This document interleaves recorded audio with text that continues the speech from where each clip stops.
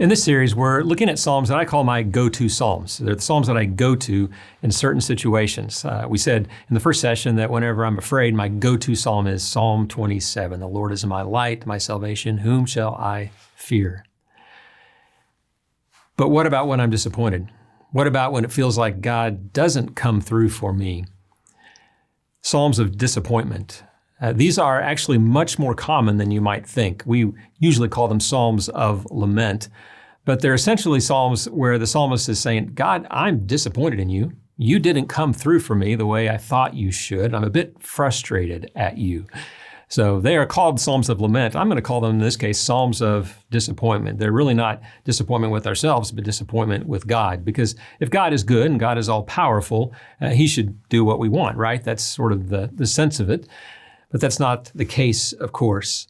We live in a world that's fallen, that's broken. Terrible things happen. Tragedies happen. And it's often in those cases that we are deeply disappointed with God because we understand that God is all powerful. There's nothing that he can't do. So why does it seem like sometimes he does nothing? Why does he seem to stand by and allow things to happen when he could quite easily stop them? That's the conundrum that the psalmist often finds himself in is, God, I don't understand you.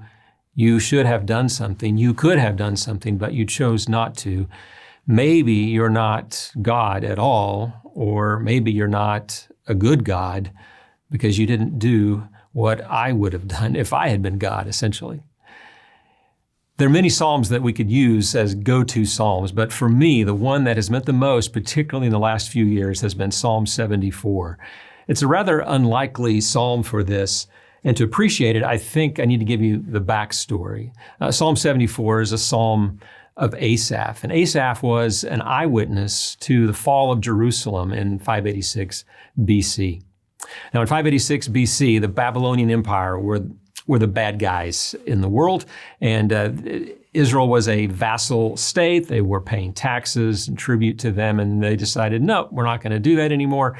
So the Babylonians came, oh, we're going to teach you a lesson. And so the army of Babylon came. They besieged the city of Jerusalem. And inside, you can imagine there was some confusion about what to do. Should we surrender? Should we give in? But there were others that said, no, look to the past. Look at how God saved us in the past. After all, he brought us out of Egypt with a mighty hand and an outstretched arm. Remember the plagues. Remember how God took us through the Red Sea. And remember how he led us into the promised land and we defeated armies and kings and cities fell before us. Remember that time when the Assyrians came and besieged Jerusalem. And in one day, we won the battle. Remember Psalm 46 that says, the Lord dwells in his city. She shall not be moved. Remember the fact that God's house is here. 400 years earlier, Solomon built a temple and God moved in. This was his house. He lived there for 400 years, right? God would certainly not abandon his house. He wouldn't abandon his city. He wouldn't abandon his people. Much to their surprise, that was not the case. As the Babylonians entered the city, breached the walls, and went from door to door, house to house, street to street, slaughtering at will. By the time they were done, Jeremiah says there were about 5,000 survivors, just 5,000. They went into the temple, the very dwelling place of God, and they set it on fire. They ruined everything, destruction, death, slaughter. The closest thing we would say in modern terms would be a genocide. They almost completely wiped out the Jewish people. Asaph writes this in Psalm 79, describing this event. It says, "O God, the nations have come into your inheritance. They have defiled your holy temple. They have laid Jerusalem in ruins. They have given the bodies of your servants to the birds of the heavens for food, the flesh of your faithful to the beasts of the earth. They have poured out their blood like water all around Jerusalem, and there was no one to bury them."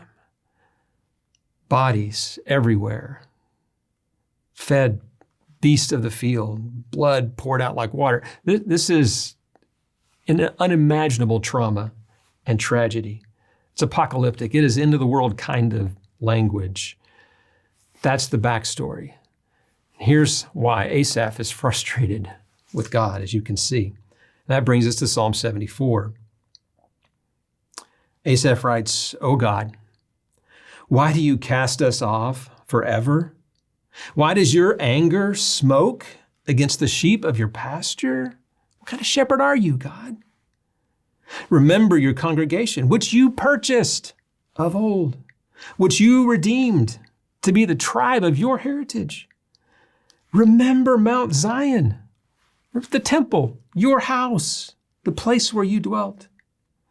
Verse 3, he gets pretty direct with God. He says, "Direct your steps to the perpetual ruins. The enemy has destroyed everything in the sanctuary. God, walk this city. Look at this." Verse 4, "Your foes have roared in the midst of your meeting place. They set up their own signs for signs." Hey, remember the way we used to sing in your temple? Now they're shouting their war cry in your sanctuary. Verse 5, "They were like those who swing axes in a forest of trees, random, violent. All its carved wood they broke down with hatchets and hammers. All the beauty they destroyed in a moment." Verse 7, "They set your sanctuary on fire. They profaned the dwelling place of your name, bringing it down to the ground. They said to themselves, 'We will utterly subdue them.' And they burned all the places of God in the land." Verse 9, "We do not see our signs. There's no longer any prophet, and there's none among us who knows how long. There's no end in sight, no prophet, no voice from God. God, you're silent." Verse 10, "How long, O God, is the foe to scoff? Is the enemy to revile your name forever? Why do you hold back your hand, your right hand? Take it from the fold of your garment and destroy them." That last verse is the one that gets me the most because of this image of God withholding his hand, his right arm, his strong arm, his mighty hand that had saved so many times in the past, and yet he will not remove it from the folds of his garment. He won't take his hands out of his pockets to come to the rescue of his flock. It doesn't make sense. And you can see Asaph's frustration, his anger, really, at God. And maybe you've been there as well. Maybe you've had those moments where you just yell at God, "I don't understand. Where were you? Get your hands out of your pockets. Do something. Stop this, God." Yeah, we've all been there. Many people use this as a reason to walk away from God, frankly. It's one of the most commonly cited reasons for leaving the faith. How can I believe in a God that would allow this to happen? Either he's not powerful because he didn't stop it, or worse, he's not good. He's a monster. How do we reconcile that? How do we move beyond that frustration, that disappointment? I think this psalm teaches us at least three things when it comes to that. The first thing is that we need to pray honestly. We need to pray honestly.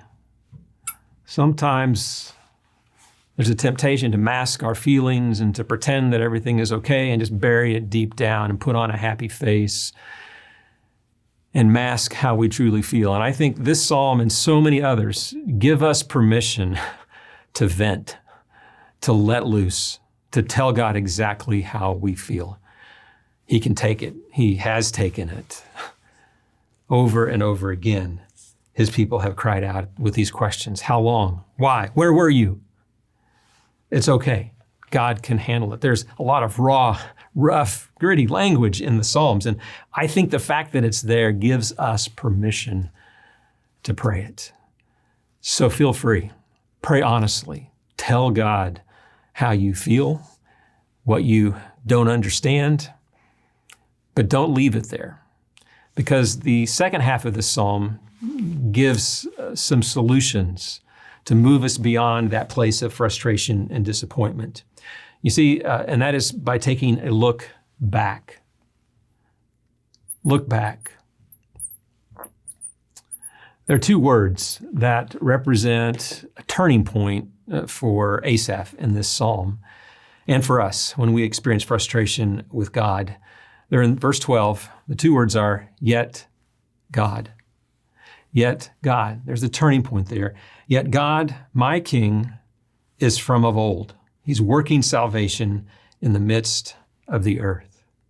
He looks back and realizes there's a long history here. In fact, the Jewish people are known for looking back to give meaning to the present. There's so much of this in the Psalms.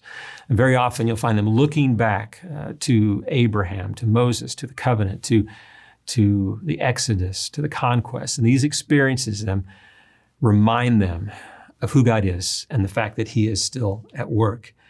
They look to the past to help them in the present. Too often in the modern world, we're not very past-oriented. We tend to be more future-oriented. We look for the next thing, and we expect things to be fixed in the future. And we have some disdain for the past because, they weren't very smart or bright or good back then. We're better than they are. And we don't give much regard for history, but that's not the case for the Jewish people and for the Old Testament. There's a constant looking back. Because when we look back, we see the nature of God. We see the kinds of things that He's done in the past that gives us confidence for what He will do in the future. Now, specifically, as he looks back in verse 13, he goes all the way back to creation. He says, "You divided the sea by your might. You broke the heads of the sea monsters on the waters. You crushed the heads of Leviathan and gave him as food for the creatures of the wilderness." He's talking about creation, but you may go, wait a minute, what's this about sea monsters and Leviathan? Who's that? What is that? What he's doing here is using the Babylonian creation story that the Jewish people would have been very familiar with. It may seem strange to us today, but I'm confident that Asaph's readers knew exactly what he was talking about. In the Babylonian creation story, there were gods that were duking it out. Particularly, there was the mother god Tiamat and her son Marduk, and they were battling. And in the context of that, the son defeats the mother. The mother's body is then cut up and becomes the earth. Okay, that's the Babylonian story for creation of gods defeating monsters and bringing about life and order. And the psalmist is saying that wasn't Tiamat and Marduk, that was Yahweh. That was God. God at creation was taking chaos and making it orderly. Think about the opening verses of Genesis, how God created the heavens and the earth. The earth was formless and void. It was empty. It was chaotic. It was covered with water. The Spirit of God was hovering over the waters. There was no life. It was chaos. It was disorder. And then God begins to separate. He separates the waters above and below, creating the sky and the sea. He separates the land from the sea and creates a habitat for food. So this is a reflection of Genesis 1, this short 2 verses in Psalm 74, using a Babylonian myth, but saying, nope, this was Yahweh. This is what God does. He takes death and makes it into life. He takes disorder and makes it into order. He takes ashes into beauty, mourning into dancing. This is our God. This is what He does. Remember creation. You could also look at this language and say, well, I also remember another time that God divided the sea, right? The Red Sea.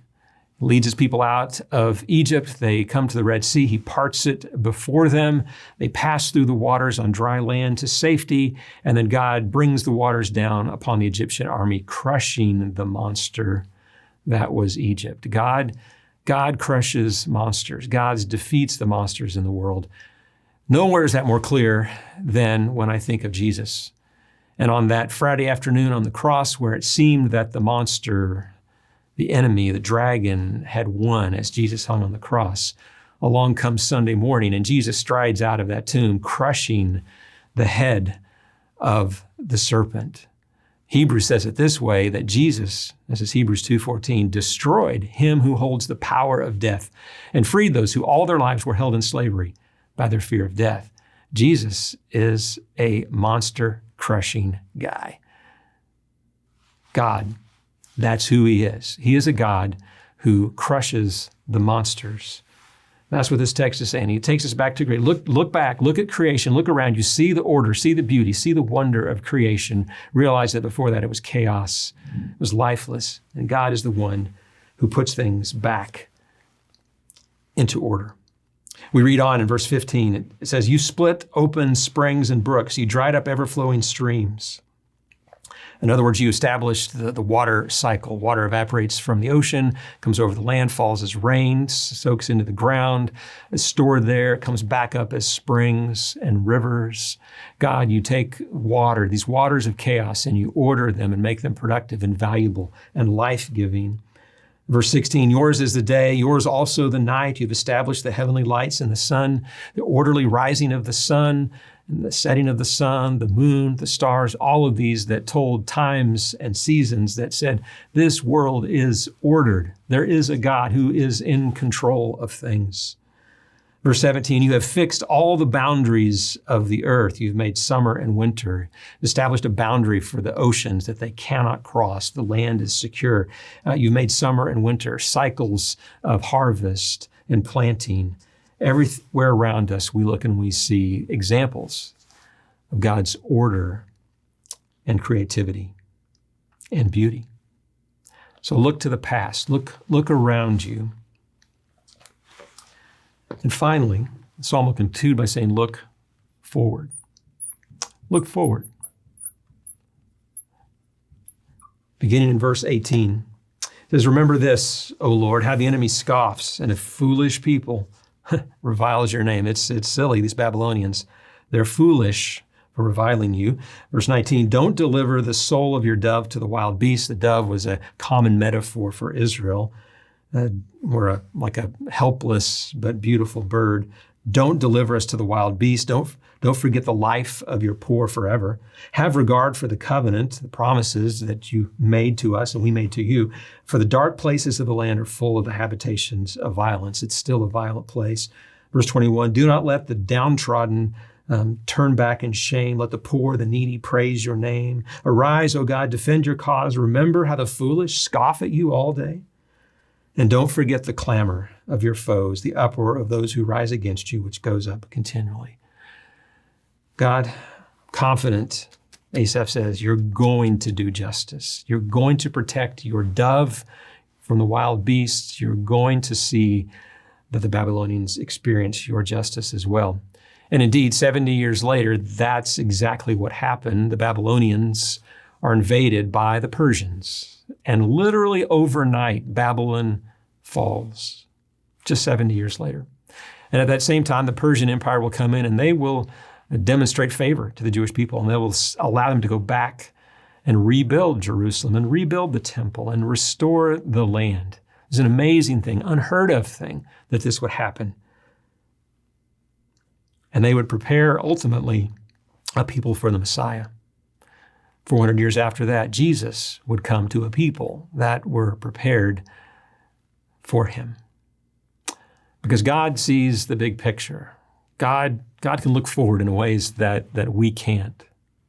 I like to illustrate it this way. It's as if you are in a kayak in a mountain stream and you're making your way down through the valleys, but you don't know what's ahead. You don't know what's around the corner. And sometimes you hear rapids. Sometimes it's quiet, but you just don't know what's ahead, and it can be rather frightening.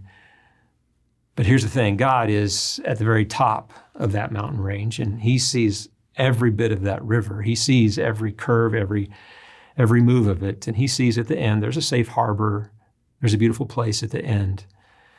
And we can put our trust in him because he sees all. He is from of old, and as the text says, he is working out salvation. God is at work. When we're disappointed with God, when we don't understand why he allows things to happen, why he doesn't stop tragedy from happening to us, we need to recognize that God sees things that we can't. God's on the mountaintop. He sees all. He knows. And believe me, we're safe as we travel down that river in that little kayak. And we may be frightened at moments, but we are confident that there's a safe harbor at the end because we know who God is. He is a God not of chaos, but of order, not of death, but of life. He is the God who destroys the monsters of chaos and brings peace to us. So when you're disappointed in God, remember, God is at work. We don't always understand how. We can't see that far enough ahead, but trust Him. When you're disappointed, God is at work.